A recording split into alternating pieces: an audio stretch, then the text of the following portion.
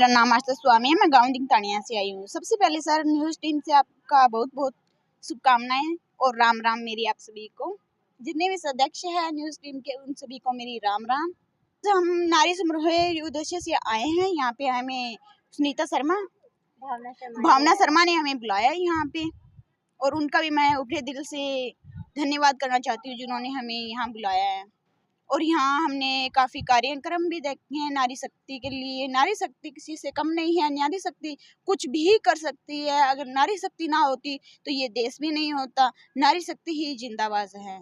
सबसे पहले मैं यही कहना चाहती हूँ कि बीजेपी को ही वोट देनी चाहिए। बीजेपी ने बहुत कुछ किया है नारियों के लिए। मतलब कि वो कभी कहीं जा भी नहीं पाती थी तो गांव में CSC सेंटर खोल रखी है, नारियों को ग्रुप में एडिट करके, और उन्हें लोन भी देती है अपना बिजनेस चला सके, जैसे कि सिलाई का हो गया, पार्लर का हो गया, और भी इत्यादि बहुत सारी स्कीमें दे रही है सरकार। उनके नेतृत्व में जिनको वो आगे बढ़ाते हैं उनको मिलता है, लेकिन केवल और केवल भारतीय जनता पार्टी है जिसके अंदर निम्न से निम्न स्तर की महिला कार्यकर्ता को जो मंच पर बिठाने का अधिकार, जो local government, it is not about the state government.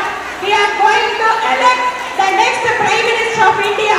So we have to Ashok Thakur ji. अब हमें हमारे प्रत्याशी के रूप में डॉक्टर अशोक तंवर को टिकट देकर हमारे बीच में भेजा गया है। Sunita Duggal ji will be given some other big responsibility in the party.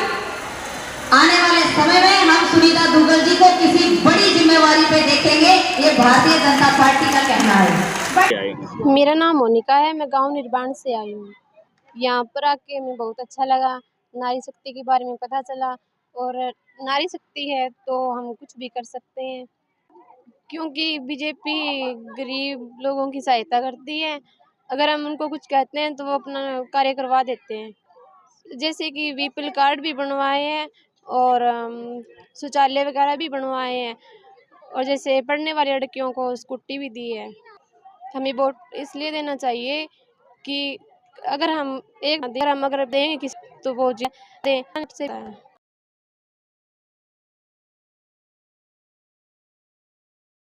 कि भारतीय जनता पार्टी का संगठन जो है वो इतना ताकतवर संगठन है कि उसके सामने सब कुछ गौण है।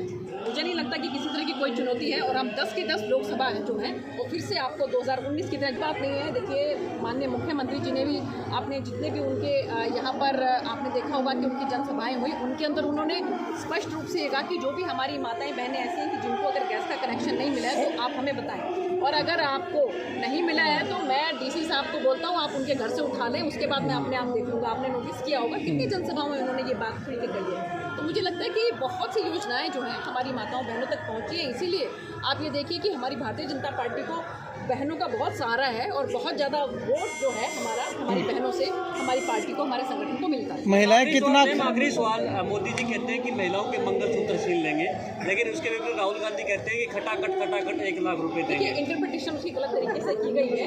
ऐसी कोई बात नहीं है। और जो है आपने देखा होगा कि पहले जिस तरह से उत्तर प्रदेश के अंदर जो है वो हमारी माताएं बहनें जो हैं वो शाम के बाद जो है वो जाने में भी घबराती थी। उनको आप मंगलसूत्र क्या छोटे से छोटा भी उनका जो गहना है उसके लिए उनको डर लगता है। तो ये सब बातों का संदर्भ इस बारे में भी हो सकता है कि जो है हमारी बहनें अब जो है वो जिस तरह से निर्भीक होकर विचरण कर सकती हैं, और महिला सशक्तिकरण जिस तरह से हो रहा है, ये सब उस संदर्भ में भी बात है। ऐसा पता लगा है सूत्रों से कि 20 तारीख को आदरणीय मोदी जी योगी जी जो है वो यहाँ पर पधार रहे हैं। बचाओ बेटी पढ़ाओ नारे के आगाज के कारण से, Because of which now there are 1020 girls for 1000 boys in India. First time like a developed country in India also the scenario has changed. हम लतानिया गांव से आई हूँ। हमें यहाँ पे भावना शर्मा ने हम यहाँ ग्रुप के तहत ही आए हैं। हमें ग्रुप पे लाया गया है। नारी शक्ति के प्रति हमें और जागरूक होना चाहिए, और हमें उन लोगों को बताना चाहिए कि नारी शक्ति से हम कुछ भी कर सकते हैं, अपनी मंजिल तक पहुँच सकते हैं, और नारी शक्ति हमें आगे तक ले जा सकती है, और हमें बीजेपी को ही जिताना है।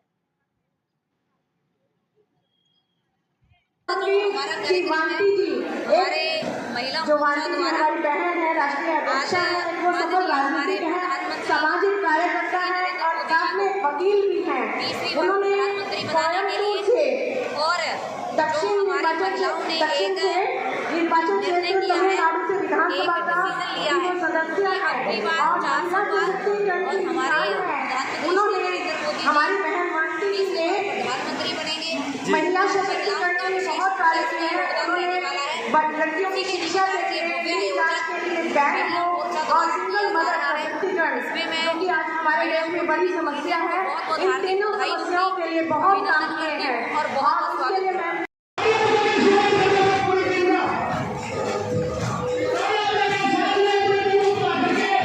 बेटियों को जो बराबर का अधिकार देने का काम किया वो नरेंद्र मोदी जी ने किया।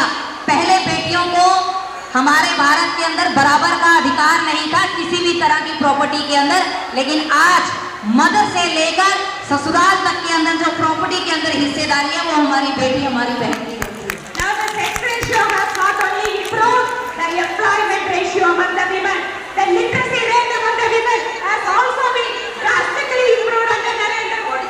नरेंद्र मोदी जी के नेतृत्व में जो हमारी महिलाओं की सेक्स रेशो है वो निरंतर बढ़ती जा रही है। महिलाएं निरंतर मजबूत होती जा रही हैं नरेंद्र मोदी जी के नेतृत्व के अंदर। What is the